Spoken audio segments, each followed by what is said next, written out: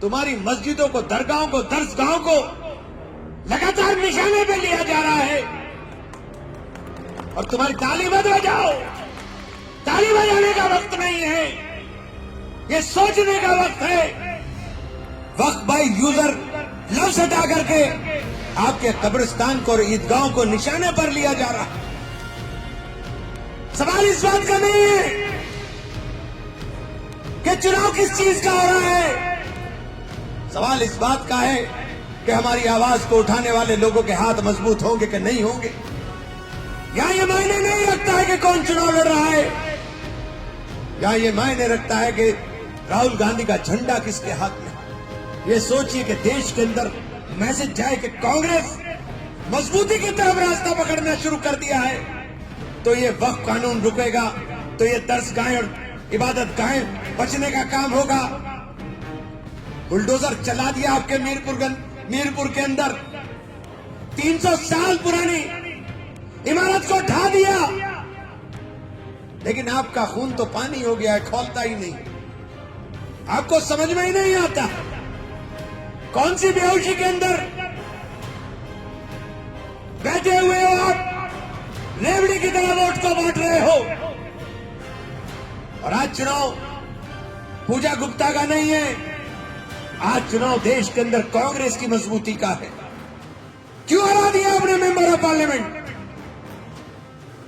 जाहिदे तंग नजर ने मुझे काफिर जाना, और काफिर ये समझता है कि मुसलमान हूं मैं, क्योंकि हम सच बोल रहे हैं, हम सच बात कह रहे हैं कि आज के हालात और माहौल को समझ लो। इस वोट को रेवड़ियों की तरह मत बांट देना। रेवड़ियों की तरह वोट बांटोगे तो आने वाली नस्लें माफ नहीं करेंगी। पूजा गुप्ता नहीं जीतेगी, जीतेगी आपकी ताकत, जीतेगा वो जिसका नाम राहुल गांधी है। और चुनाव अपना समझ लेना, सचिन गुप्ता पे फर्क नहीं पड़ता है कि जीतेगा कि हारेगा। हारेगा तो अपना कारोबार करेगा, क्या फर्क पड़ेगा, कारोबार कर लेगा। हमारे भाई है, कारोबारी है, बनिए, कभी नुकसान हो गया, कभी फायदा हो गया, लेकिन किसका नुकसान होगा? नुकसान होगा गरीब आदमी का,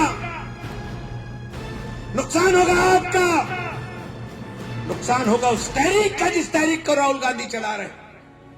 बड़ी उम्मीद के साथ बुलाया लाला जी ने मुझे, सीधी बात कर रहा हूं, मेरी भी इज्जत दांव पे लग गई, मेरी इज्जत रख लेना। इमरान आया था, कुछ करके गया है। 2027 में हमारी सरकार बने, उसके लिए आज ही नींव रखने की जरूरत है।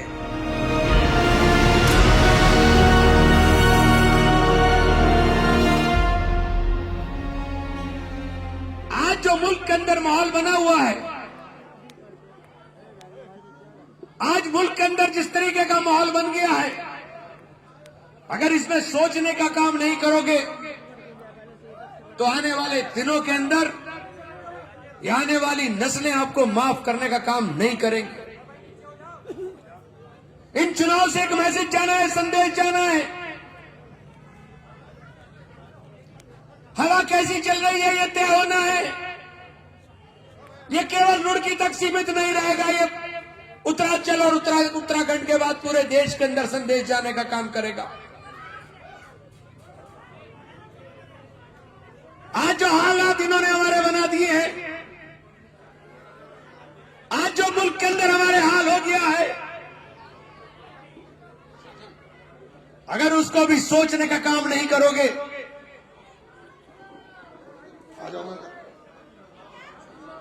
अगर उसको भी सोचने का काम नहीं करोगे, चाहे संभल की घटना उठा लो, चाहे तुम अपने उत्तराखंड की घटना उठा लो, तुम्हारी मस्जिदों को, दरगाहों को, दरसगाहों को लगातार निशाने पे लिया जा रहा है और तुम्हारी ताली मत बजाओ। ताली बजाने का वक्त नहीं है, ये सोचने का वक्त है। 400 साल पुराने मजार तोड़ दिए गए, वक्फ बिल्ला के आपकी दरगाहों को, आपके इबादत गाहों को वक्फ बाय यूजर लफ्ज हटा करके आपके कब्रिस्तान को और ईदगाहों को निशाने पर लिया जा रहा है। सवाल इस बात का नहीं है कि चुनाव किस चीज का हो रहा है, सवाल इस बात का है कि हमारी आवाज को उठाने वाले लोगों के हाथ मजबूत होंगे कि नहीं होंगे। या ये मायने नहीं रखता है कि कौन चुनाव लड़ रहा है, या ये मायने रखता है कि राहुल गांधी का झंडा किसके हाथ में है, राहुल गांधी का झंडा किसने थामा है। जब राहुल गांधी ये कहते हैं कि किसी पर भी जुल्म होगा, चाहे वो किसी जाति से हो, किसी धर्म से हो, मैं उसके लिए लड़ता हुआ नजर आऊंगा, उसके हाथ को अगर कमजोर करोगे तो सबसे पहले अपना नुकसान करने का काम करो। किसी दूसरे का, एक नारेबाजी नहीं, किसी दूसरे का नुकसान नहीं होगा। आप लोगों का एक एक वोट आपके लिए जरूरी है। ये मत सोचिए कि इसको मेयर बनना है, उसको मेयर बनना है। ये सोचिए कि देश के अंदर मैसेज जाए कि कांग्रेस मजबूती की तरफ रास्ता पकड़ना शुरू कर दिया है, तो ये वक्फ कानून रुकेगा, तो ये दरगाहें और इबादत गाहें बचने का काम होगा। बुलडोजर चला दिया आपके मीरपुर के अंदर, 300 साल पुरानी इमारत को ढा दिया, लेकिन आपका खून तो पानी हो गया है, खौलता ही नहीं। आपको समझ में ही नहीं आता कौन सी बेहोशी के अंदर बैठे हुए हो आप, रेवड़ी की तरह वोट को बांट रहे हो।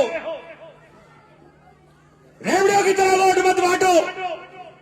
ये मुल्क कैसे हाथों में चला गया, यहां हम पे निशाना साधा जाता है।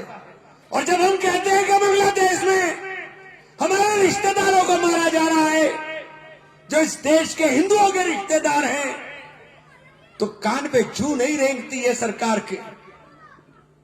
हमने कहा हम यहां भी अल्पसंख्यकों की लड़ाई लड़ रहे हैं, हम बांग्लादेश के अल्पसंख्यकों की भी लड़ाई लड़ना चाहते हैं। बांग्लादेश में मंदिरों को तोड़ा जा रहा है, मंदिरों के अंदर आगजनी की गई, लेकिन सरकार की तरफ से कुछ नहीं हुआ। बताओ, एक नोट भी किया, राजदूत को बुला करके देने का काम किया? नहीं किया है, क्योंकि उनसे कहीं वोट का फायदा होने वाला नहीं है। वोट का फायदा तो यही होता है कि इनको लड़ा दो। और आपसे कहना चाहता हूं, आप लोगों से ये बात बहुत जिम्मेदारी के साथ कहना चाहता हूं कि वक्त अच्छा नहीं। As a member of parliament कह रहा हूं कि बाबा साहब भीमराव के अंबेडकर के संविधान की धज्जियां उड़ने का काम हो रहा है। जब हम संविधान को बचाने की बात करते हैं, आज जो संविधान को माथे पर लगा करके पार्लियामेंट में खड़े हो रहे हैं, उसका श्रेय अगर किसी को जाता है तो उसका नाम राहुल गांधी है, जिसने कहा कि मैं संविधान को बदलने नहीं दूंगा। और आज चुनाव पूजा गुप्ता का नहीं है, आज चुनाव देश के अंदर कांग्रेस की मजबूती का है। कांग्रेस के साथ सब लोग, आप लोग देख लीजिए, जब लड़ने का नंबर आएगा तो सिर्फ कांग्रेस नजर आएगी, लेकिन बांटने के लिए तमाम तर लोग चले आएंगे। बांट करके क्या होगा? 5 साल पिटने का काम आप करोगे, कोई दूसरा नहीं करेगा। क्यों ना हरा दिया आपने यहां से मेंबर ऑफ पार्लियामेंट? क्यों हरा दिया आपने मेंबर ऑफ पार्लियामेंट? क्या दिया उत्तराखंड को? सरकार डबल इंजन की बताते हैं, हाल दिखाई दे रहा है डबल इंजन की सरकार का। हमारा और आपका रिश्ता तो पहले जिला भी एक था, प्रदेश अलग, जिला अलग हुआ, फिर प्रदेश अलग हुआ, लेकिन कभी दिल अलग नहीं हुआ है।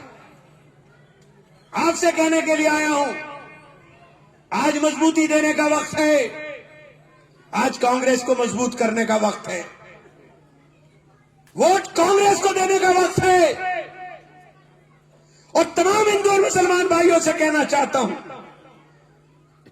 कि जहां जुल्म होगा वहां आपको कांग्रेस दिखाई देगी।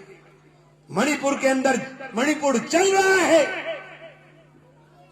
मणिपुर के लोग मर रहे हैं, लेकिन मणिपुर की तरफ देखने वाला कोई नहीं। वहां भी राहुल गांधी मकसद जख्मों के ऊपर मरहम लगाने का काम करता है।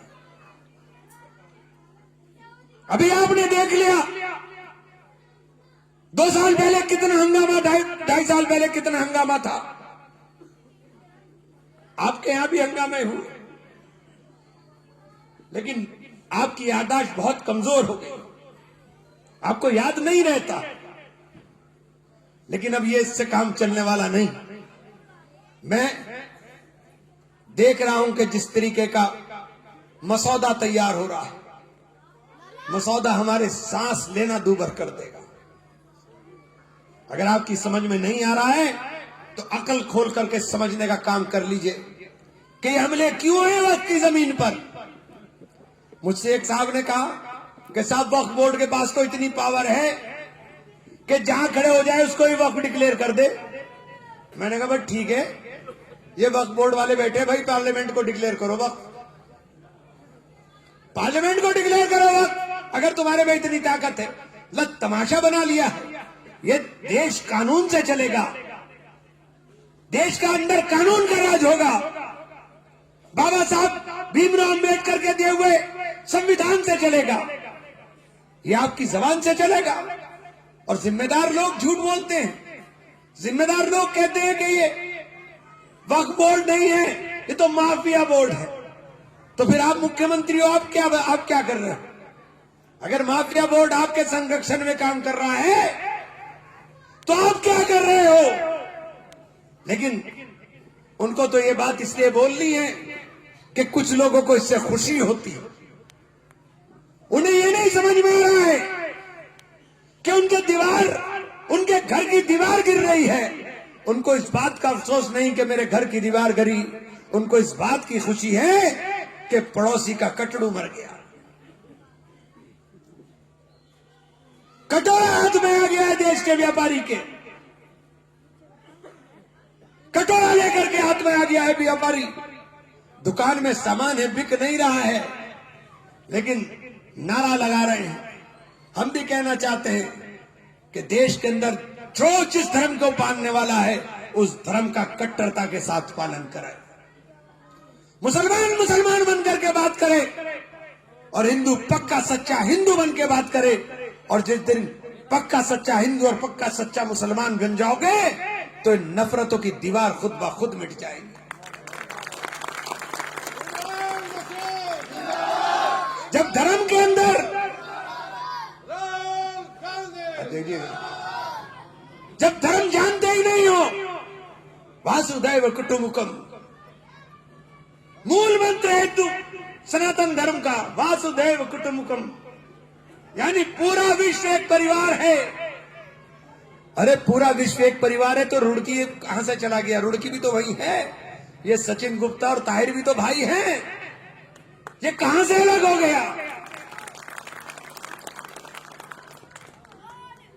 लकुम दीनुकुम वलिय दीन, कुरान कहता है कि तुमको तुम्हारा दीन मुबारक, मुझको मेरा दीन मुबारक। फिर नफरत कहां से आ गई? फिर नफरत कहां से आ गई? ये नफरत का एजेंडा सियासी है, इसको समझने की जरूरत है। जाहिदे तंग नजर ने मुझे काफिर जाना, और काफिर ये समझता है कि मुसलमान हूं मैं, चूंकि हम सच बोल रहे हैं, हम सच बात कह रहे हैं कि आज के हालात और माहौल को समझ लो। इस वोट को रेवड़ियों की तरह मत बांट देना। रेवड़ियों की तरह वोट बांटोगे तो आने वाली नस्लें माफ नहीं करेंगी। हिंदू मुस्लिम सिख ईसाई आपस में भाई भाई का नारा लगा करके मुत्तफिका राय से इत्तेहाद के साथ सब लोग मिल करके पूजा गुप्ता को चुनाव जिता दो। पूजा गुप्ता नहीं जीतेगी, जीतेगी आपकी ताकत, जीतेगा वो जिसका नाम राहुल गांधी है,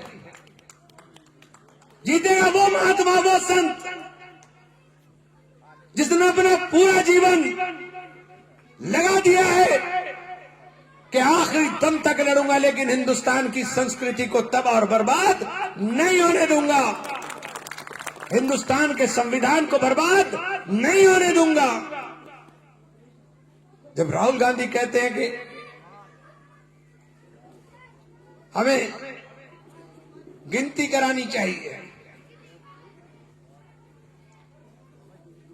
तो गिनती कराने के नाम पर पेट में परेशानी होने लगती है बहुत लोगों के, क्योंकि अगर गिनती हो जाएगी तो पता चल जाएगा किसके पास क्या है।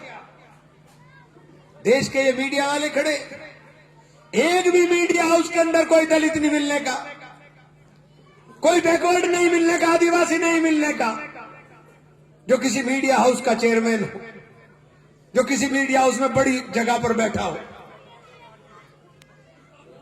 रवीश कुमार कौन है? ईमानदार आदमी है, और क्या हश्र उसका किया है ये मेरे से बेहतर आप जानते हैं।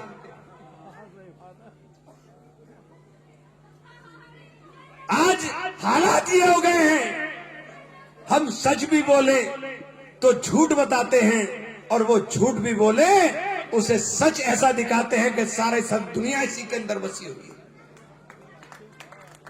इसलिए कहने के लिए आया हूं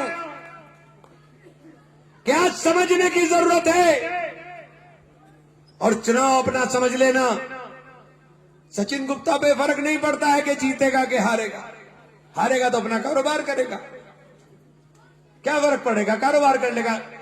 हमारे भाई हैं, कारोबारी हैं, बनिए हैं, कभी नुकसान हो गया, कभी फायदा हो गया, लेकिन किसका नुकसान होगा? नुकसान होगा गरीब आदमी का, नुकसान होगा आपका, नुकसान होगा उस तहरीक का जिस तहरीक को राहुल गांधी चला रहे। इसलिए ये मत सोचिए कि आप किसको हरा रहे हो, किसको जिता रहे हो। आप हाथों को मजबूत करो, अपने हक में उठने वाली आवाज को मजबूत करो। आपके हक के अंदर जिस तरीके से पार्लियामेंट से लेकर के सड़क तक हम बोलने का काम कर रहे हैं, आपसे अपने हाथ को मजबूत करने के लिए, गुजारिश करने के लिए आया हूं। बड़ी उम्मीद के साथ बुलाया लाला जी ने मुझे, सीधी बात कर रहा हूं, मेरी भी इज्जत दांव पे लग गई, मेरी इज्जत रख लेना। इमरान आया था, कुछ करके गया है,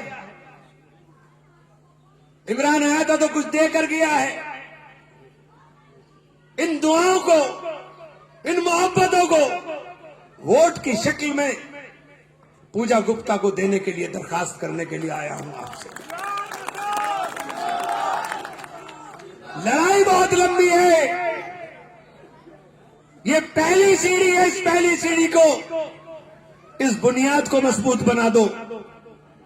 2027 में हमारी सरकार बने, उसके लिए आज ही नींव रखने की जरूरत है। और आपसे ये बात इसलिए कह रहा हूं कि आपके वोट की जो कीमत है, वही कीमत देश के प्रधानमंत्री के और देश के बड़े से बड़े उद्योगपति के वोट की है, और राहुल गांधी के और मेरे वोट की है। लेकिन ये रेवड़ियों में बांटने का नहीं है। वोट उसको मिलना चाहिए जो उसका हकदार हो, और आपसे कहने के लिए आऊं, उसके हकदार, ईमानदारी के साथ कहना चाहता हूं कि उसके हकदार हम हैं। और अगर हम नहीं हैं तो ईमानदारी के साथ खड़े होकर बता दो कौन है, हम आपके साथ चलने का काम कर देंगे। लड़ने का नंबर आएगा, बोलने का नंबर आएगा, तो तिरंगा झंडा लेकर के, बाबा साहेब भीमराव अंबेडकर का नाम लेकर के, सड़कों के ऊपर सैलाब बना करके हम बने। और बांटने के नंबर पर बहुत लोग आएंगे। इसलिए आप सब लोगों का बेहद शुक्रगुजार हूं, आप सब लोगों का बेहद मशकूर हूं कि कांग्रेस के सिंबल को साथियों ताकत दे दीजिए। कांग्रेस का सिंबल अगर आपके सामने है, फिर किसी चीज को देखने की जरूरत नहीं, हाथ के निशान पर मोहर लगा करके अपने इस हाथ को हमारे साथ जोड़ने का काम करें। बहुत बहुत शुक्रिया साथियों। पार्षद भी तो हाथ के निशान पे हैं, सब पार्षद विभाग जो हाथ के निशान पे हैं, सबके लिए मैं कह रहा हूं। तो ठीक है।